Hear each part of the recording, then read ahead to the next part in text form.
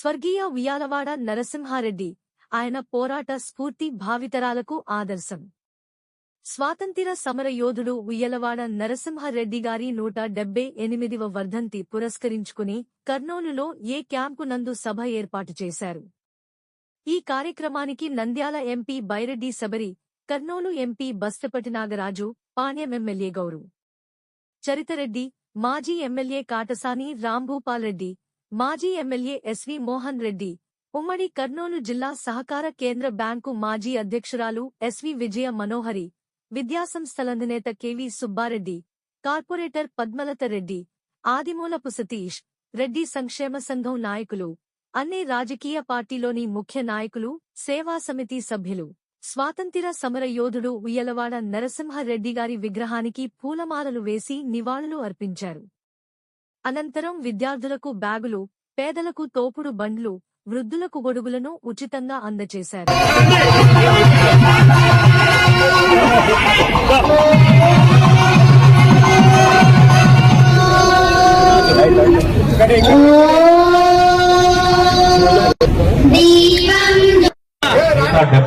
వర్ధంతి కార్యక్రమాన్ని ఉయ్యాలవాడ సేవా సమితి ఆధ్వర్యంలో ఈరోజు మనం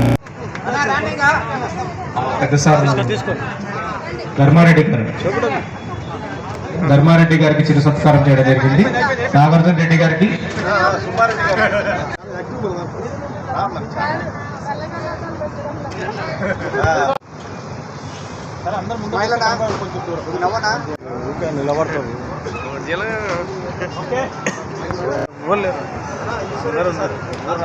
ఈశ్వరెడ్డి సార్ గారు, కూర్చోండి, పద్మలత గారికి చిరు సత్కారం.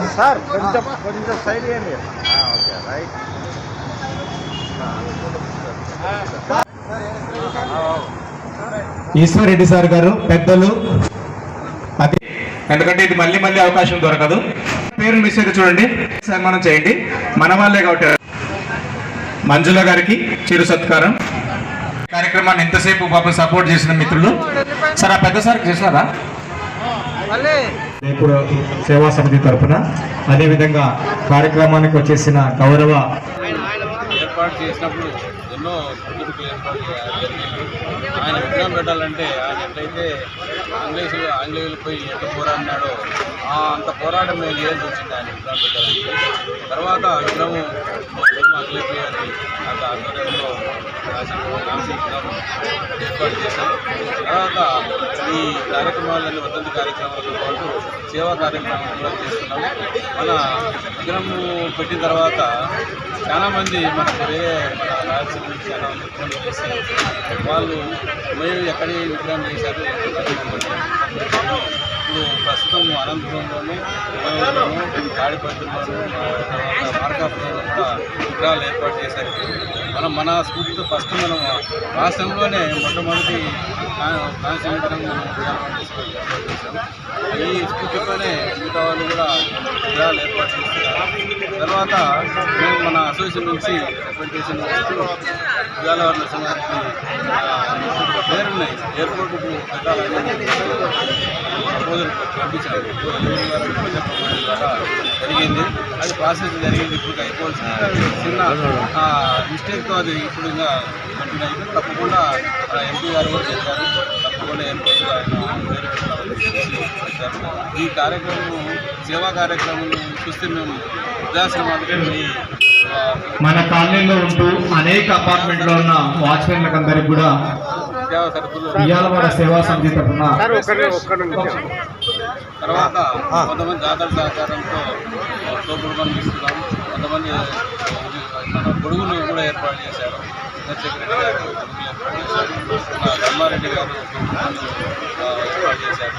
ఇట్లా కార్యక్రమాలు చేస్తూ మెంబర్షిప్ కూడా ఇంప్రూవ్ చేసుకుంటూ భవిష్యత్తులో ఇంకా ఈ కార్యక్రమాలు పెద్ద ఎత్తున చేస్తామని మేము సభకు తెలియజేస్తున్నాం.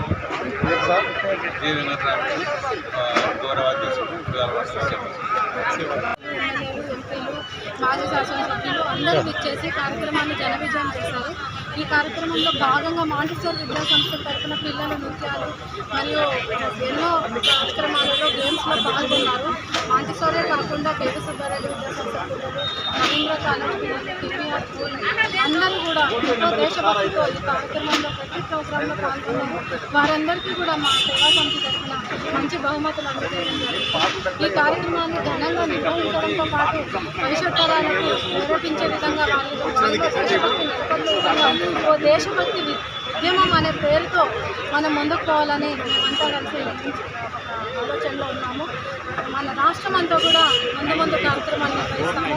ఉయ్యాలవాడ నరసింహారెడ్డిని చరిత్ర విస్మరించినా కూడా ఆయనకు తగిన న్యాయం చేయకపోయినా కూడా మనమంతా కర్నూలు నగరం నుంచి పాటుపడి ఆయన కీర్తిని రాష్ట్ర వ్యాప్తంగా మరియు ఎంపీఆర్ యొక్క కృషితో దేశవ్యాప్తంగా కూడా ఒక దేశ నాయకుడిగా ఆయనను గుర్తించేలాగా కృషి చేస్తామని చేసి తీస్తామని ఈ అవకాశం ఇచ్చినందుకు ధన్యవాదాలు.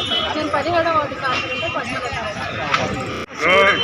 అన్ని కళాశాలలు, పాఠశాలలు వీళ్ళందరి దగ్గరికి వెళ్ళి ఎస్ఏ రైటింగ్ కాంపిటీషన్లో పబ్లిక్ స్పీకింగ్ కాంపిటీషన్ పెట్టడం వల్ల ఒక మాంటిసోరీ స్కూల్లో ఎస్ఏ రైటింగ్ పెట్టినప్పుడు సుమారుగా 200 మంది ఎస్ఏ రైటింగ్ కాంపిటీషన్లో పార్టిసిపేట్ చేశారు. 200 మంది పార్టిసిపేట్ చేశారంటే 200 కుటుంబాలకి ఇది మన ఉయ్యాలవాడ నరసింహారెడ్డి ప్రేరణ 200 కుటుంబాలకు చేరుకున్నారు. అలాగే అన్ని కళాశాలల్లో, కర్నూలు నగరంలో ఉన్నటువంటి కళాశాలలు, పాఠశాలలు అందరికీ మేము చేరుకున్నట్టయితే మొత్తం కర్నూలు నగరంలో ఉన్నటువంటి ప్రజలందరికీ కూడా ఉయ్యాలవాడ నరసింహారెడ్డి అంటే ఏంటి, ఆయన చేసిన త్యాగం ఏంటి, ఆయన ఇచ్చినటువంటి కాంట్రిబ్యూషన్ ఏంటి, ఇవన్నీ కూడా మనకు డెఫినెట్గా అందరికీ చేరుతాయి.